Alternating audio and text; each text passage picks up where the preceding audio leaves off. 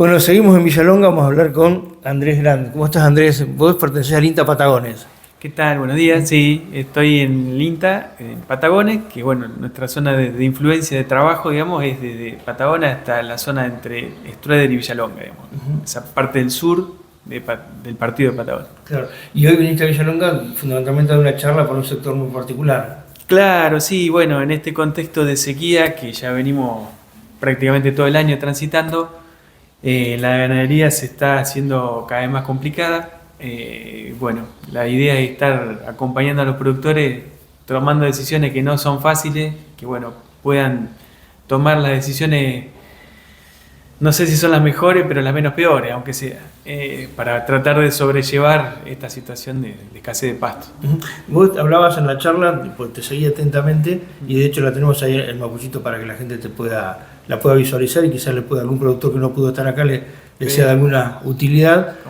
Lo que me quedó en claro es, hay un largo proceso, una larga inversión, y en tiempos de sequía, ¿todo ese proceso es para salvar el animal o para que el productor al final del camino pueda tener una rentabilidad? No, en estos años va a haber, o sea, no sabemos todavía cuándo termina la sequía, ¿no? Entonces, hasta hoy capaz que venía sin perder plata, por decir. En algunos casos sí, ya saben que hay una pérdida de capital, porque vendieron parte de su fábrica, digamos, la fábrica de terneros, tuvieron que venderla, algunos mal venderla, y el día que se corte la sequía, volver a reactivar lleva, como bien decías, muchos meses, en realidad años, hasta que generás de vuelta esa matriz productiva tuya que son las vacas, los vientres. ¿Cuánto más puede tardar en transitar esta sequía? No sé. Los pronósticos decían que venía el Niño con lluvias más abundantes de lo normal, pero sinceramente por ahora en nuestra zona sigue sin manifestarse. O sea, es evidente, ¿no? Tal cual.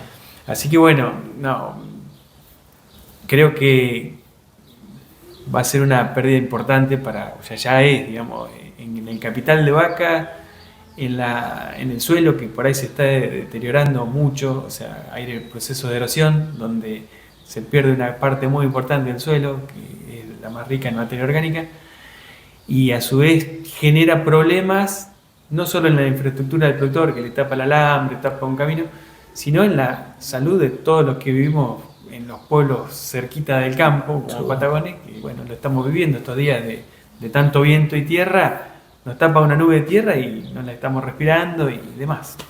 Ahora, hay varios temas que se ponen en la mesa en estos tiempos de sequía, ¿no? Digo, a veces la rivalidad, digo yo, de pensamiento entre el hombre de ciudad y el hombre de campo, porque el de la ciudad interpreta algo que como no está en el campo, lo desconoce y habla por esto que vos decís, por la bronca que le llegó la nube de tierra. Entonces te dice, y lo que pasa es que desmontaron despiadadamente, no lo hicieron controladamente, no se fijaron en lo que estaban haciendo, metieron más animales que lo que tendrían que haber metido para recuperar lo que perdieron en años anteriores. ¿Hay algo de todo eso? Sí, casi todo te diría. Bueno, sí, originalmente antes que estuviéramos, digamos, la llegada del hombre blanco a esta zona, generalmente estaba todo cubierto por la vegetación natural, predominaban los pastizales con arbustales, con ciertas estructuras arbóreas importantes, y el fuego modelaba ese ambiente, digamos, hacía un reseteo periódico, capaz que cada 4, 5, 10 años, 20 en algún caso, venía un fuego y arrancaba todo de cero otra vez, ¿no? Que así evolucionó el pastizal natural, bueno, todo lo que vemos. Después cuando llegó el hombre blanco, a medida que empezó a generar... Cuando viniste vos, más o menos. No, un poco antes. Se empezó digamos, a subdividir los grandes lotes que se le entregaban a los productores, se fue apotrerando y se empezó a eliminar la vegetación natural, o sea, desmontar. Se reemplazaron por cultivos, generalmente trigo o similares. Y ahí, digamos, empezaron procesos que sí se dieron, digamos, una erosión, un problema de labranzas que, digamos, aplicaban lo que esos colonos sabían hacer en Europa, de donde venían, y no era lo que se adaptaba a esta zona. Entonces hubo problemas de erosión eólica, erosión hídrica, se volaban campos. Entonces, no es que, digamos, esté totalmente mal, lo que pasa es que hay que mejorar la manera en la que se hace ese tipo de cultivo. O sea, la siembra directa ayuda en muchos casos a minimizar los riesgos de erosión. Económicamente por ahí puede resultar mejor o peor, depende de cómo estén los costos de los insumos. Digamos, no garantiza que haya 100% de éxito. Va a haber años como esto, que por más que hagas directa no vas a cosechar, pero por lo menos no se te vuela el campo. Yo no soy un extremista de hacer toda siembra directa, ni que todo tenga que estar de vuelta cubierto por monte. Pero digamos, encontrar un equilibrio entre todas estas cuestiones. Pero digamos, en algún punto también esto de la superpoblación de animales también ha incidido. ¿Es real eso? En realidad, ¿O es más mito que realidad? Entre una sequía y otra, por ejemplo, en el 2021 tuvimos una sequía, en el 2008-2009 también tuvimos otra sequía. En esos años de entre una y otra, el productor quedó con muy poca hacienda y de a poco va tratando de retener y cargar más su campo. Para cuando llegó esa siguiente sequía, generalmente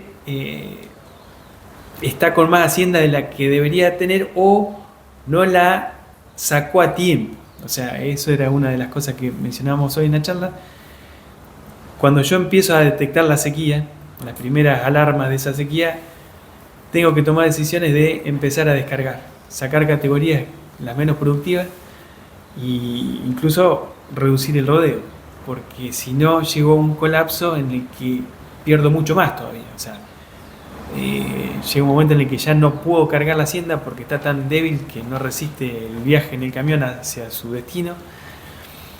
Hay mortandad en el campo, los precios que se pagan por esa hacienda obviamente también son muy inferiores. Empiezo a degradar mi suelo, se empieza a volar. Bueno, hay toda una cuestión negativa que yo tengo que tratar de evitarla o que sea lo menos posible. Entonces, bueno, ahí está el... Y hay colisión a veces los intereses que tiene el hombre de campo y que quizás lo llega a tener una tardanza en tomar la decisión, sí, que cuando lo tomó llegó tarde. Y sí, lo que vemos generalmente es eso. Nos pasa que eso, llegás tarde con esas decisiones. Entonces, bueno, la pérdida es inevitable. O sea, aunque vos tomes la decisión a tiempo, ya estás perdiendo una parte. Pero al menos no perder mucho, claro, perder menos. Pero bueno, también hay que hacérselo entender al productor. Sí, ¿no? Sí. Que es un camino arduo. Es un trabajo que nosotros hacemos, que tratamos de concientizar, pero bueno, las decisiones las toma el productor y bueno, hay distintos condimentos en por qué el productor hace lo que hace, ¿no? Bueno, el tema también del uso del arado también muchas veces se plantea, ¿no? Como otra cuestión. Sí, bueno, también tratamos de que el productor sea consciente de que hay labranzas que en algunas situaciones no las puede hacer, no las debe hacer, porque se arriesga demasiado a que después se transforme en un proceso erosivo.